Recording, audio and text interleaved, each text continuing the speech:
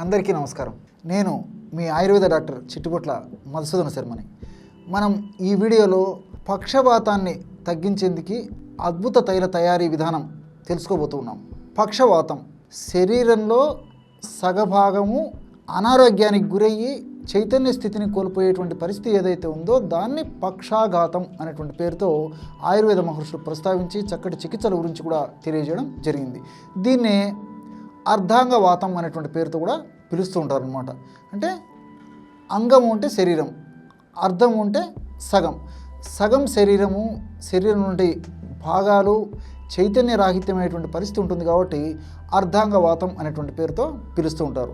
సర్వసాధారణంగా ఆంగ్లంలో పెరాలసిస్ అనేటువంటి పేరుతోనూ, ఆధునిక వైద్యంలో హెమిప్లీజియా అనేటువంటి పేరుతోనూ ఈ యొక్క పక్షవాతం గురించి చెప్తూ ఉంటారు.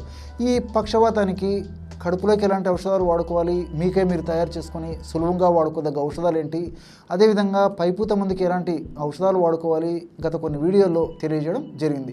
ఈ వీడియోలో మరొక తైలాన్ని ఆ పక్షవాతం సమస్య తగ్గించేందుకు మనం తెలుసుకోబోతూ ఉన్నాం. ఈ యొక్క తైలం తయారీకి కావాల్సినటువంటి పదార్థాలు 4. వెల్లుల్లి రెబ్బలు ఒక 50 గ్రాములు తీసుకోండి. మిరియాల పొడి ఒక 20 గ్రాములు తీసుకోండి. కర్పూరము, ఉంట కర్పూరం కానీ హారతి కర్పూరం కానీ ఏదైనా పర్వాలేదు, ఆ కర్పూరము ఒక 10 గ్రాములు తీసుకోండి. నువ్వుల నూనె 1/2 కిలో అంటే 500 ml 500 ml నువ్వుల నూనె తీసుకోండి. మళ్ళీ ఒకసారి చెప్పుకుందామా. వెల్లుల్లి రెబ్బలు ఒక 50 గ్రాములు, మిరియాల పొడి 20 గ్రాములు, అట్లే కర్పూరము ఒక 10 గ్రాములు, నువ్వుల నూనె 1/2 లీటరు లేదా 500 ml. ఈ పదార్థాలని 4 మనం రెడీగా దగ్గర పెట్టుకుంటే ఔషధం తయారు చేయడం చాలా తేలిక. మరి ఔషధాన్ని ఎలా తయారు చేసుకోవాలంటే ఒక పాత్రలో నువ్వుల నూనె తీసుకోండి. అందులో 50 గ్రాముల వెల్లుల్లి రెబ్బలు తీసుకున్నాం కదా, ఆ వెల్లుల్లి రెబ్బలను నలగొట్టేసేసి అందులో వేసేయండి. ఇంతే. ఆ విధంగా ఆ వెల్లుల్లి రెబ్బలు అందులో వేసిన తర్వాత అంటే మిరియాల చూర్ణం అందులో వేసేయాలి. వెల్లుల్లి రెబ్బలు నలగొట్టి వేసేయాలి, మిరియాల చూర్ణాన్ని కూడా అందులో వేసేయాలి. వేసి పొయ్యి మీద పెట్టేసి సన్న మంట మీద కొద్దిసేపు కాచాలన్నమాట. ఆ విధంగా కాచడం వల్ల వెల్లుల్లి కొద్దిసేపటికి వెల్లుల్లి ఆ తెల్లగా ఉంటుంది కదా, అదంతా కొద్దిగా గోధుమ రంగులోకి మారిపోతుంది. ఆ విధంగా వెల్లుల్లి గోధుమ రంగులోకి మారినప్పుడు వెల్లుల్లిలో ఉన్నటువంటి ఔషధ గుణాలన్నీ మనకు నువ్వుల నూనెకు వచ్చినట్లు మనకు గుర్తు అనమాట. అంతేకాకుండా ఈ మిరియాలు ఉన్నటువంటి ఔషధ గుణాలు కూడా ఇందులోకి అంటే నువ్వుల నూనెలోకి వచ్చినట్లు అర్థం. ఆ విధంగా ఆ వెల్లుల్లి రెబ్బలు గోధుమ రంగులోకి మారడం మొదలైన తర్వాత ఆ యొక్క పాత్రని క్రిందికి దించి దాన్ని వడగట్టేసేసి వడగట్టినటువంటి ఆ తైలంలో కర్పూరం పొడి అంటే చేత అలాగా నలిచేస్తే కర్పూరం పొడి అయిపోతుంది అనమాట. ఆ పొడిని అందులో వేసేసి పైన మూత పెట్టేసేయారనమాట.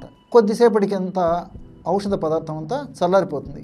ఆ విధంగా తయారైనటువంటి ఆ యొక్క తైలాన్ని ఒక గాజు సీసాలో నిల్వ ఉంచుకొని రోజు ఒక్కసారి తగినంత తైలాన్ని తీసుకొని ఏ భాగంలో అయితే సచ్చుబడిపోయిందో అంటే కుడి భాగం అయితే కుడి భాగము, ఎడమ భాగం అయితే ఎడమ భాగం, ఆ భాగంలో ఆ యొక్క తైలాన్ని పట్టించేసేసి సున్నితంగా మర్దన చేసి వీలైతే వేడి కాపడం పెట్టుకుంటూ ఉండాలన్నమాట.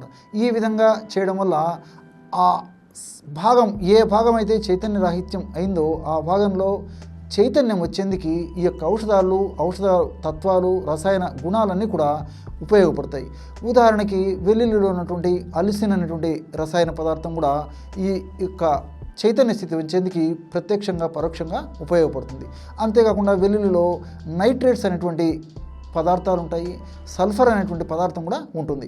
ఈ నైట్రేట్స్ ఏం చేస్తాయంటే నైట్రిక్ ఆక్సైడ్గా మారిపోతాయి. అంటే చర్మం పీల్చుకున్న తర్వాత నైట్రిక్ ఆక్సైడ్గా మారిపోతుంది.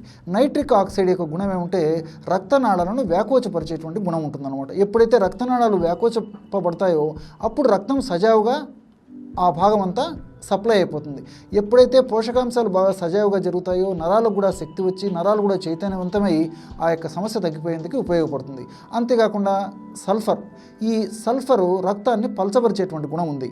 ఎప్పుడైతే మనం ఈ పద్ధతిలో ఈ యొక్క వెల్లుల్లిని వాడుకుంటున్నామో వెల్లుల్లిలో ఉన్నటువంటి ఈ సల్ఫరు రక్తాన్ని పల్చబరచడం వల్ల రక్తనాళాలు ఆల్రెడీ వ్యాకోచింపజేసేటువంటి పరిస్థితి ఉంది కాబట్టి పల్చనేటువంటి రక్తం కూడా చాలా ఈజీగా సులువుగా సజావుగా ఆ యొక్క భాగాలకు కూడా ప్రసారం జరిగేందుకు అవకాశం ఏర్పడుతుంది అనమాట. దీనివల్ల సమస్య చాలా త్వరగా తగ్గేందుకు అవకాశం ఏర్పడుతుంది. ఈ విధంగా వెల్లుల్లి ఉపయోగపడుతూ ఉంటే మిరియాలు అనేటువంటి పెప్పరిన్ అనేటువంటి రసాయన పదార్థం కూడా ఈ రక్తనాళాలను వ్యాకోచపరిచి రక్తం సజావుగా ఆయా భాగాలకు అందేటట్లు పోషకాంశాలు బాగా అందేట్లు కూడా ఈ యొక్క మిరియాలు ఉన్నటువంటి పెప్పరిన్ అనేటువంటి రసాయన పదార్థం ఉపయోగపడుతుంది. అంతేకాకుండా కర్పూరంలో క్యాంఫరాల్ ఉంటుందన్నమాట. ఈ యొక్క క్యాంఫరాల్ కూడా చక్కగా సజావుగా రక్త ప్రసరణ జరిగేందుకు ఉపయోగపడుతుంది. చైతన్యాన్ని తీసుకొచ్చేందుకు కూడా ఈ యొక్క కర్పూరంలో ఉన్నటువంటి క్యాంఫరాల్ ఉపయోగపడుతుంది. వీటితో పాటు ఈ వెల్లుల్లిలో ఉన్నటువంటి ఔషధ గుణాలు, మిరియాల్లో ఉన్నటువంటి ఔషధ గుణాలు మరింత శీఘ్రంగా సమర్థవంతంగా వెంటనే సత్వరమే ఆ యొక్క భాగాలకు వెళ్లేందుకు కూడా ఈ కర్పూరంలో ఉన్నటువంటి క్యాంఫరాల్ ఉపయోగపడుతుంది. నువ్వుల నూనె ఉన్నటువంటి అనేక రకాలైనటువంటి సెసమిన్ లాంటి అనేక రకాలైనటువంటి రసాయన తత్వాలు, అదేవిధంగా యాంటీ ఆక్సిడెంట్స్ కూడా ఈ యొక్క రక్తనాళాలను సజావుగా చేసి రక్త సరఫరా బాగా చేసి అదేవిధంగా ఆ భాగంలో కండరాలకు కూడా మంచి చైతన్య స్థితిని కలుగజేసి నాడులకు కూడా చైతన్య స్థితిని కలుగజేసి సమర్థవంతమైనటువంటి శక్తిని కలిగించేందుకు చైతన్యాన్ని కలిగించేందుకు కూడా ఈ యొక్క నువ్వుల నూనె ఉపయోగపడుతుంది.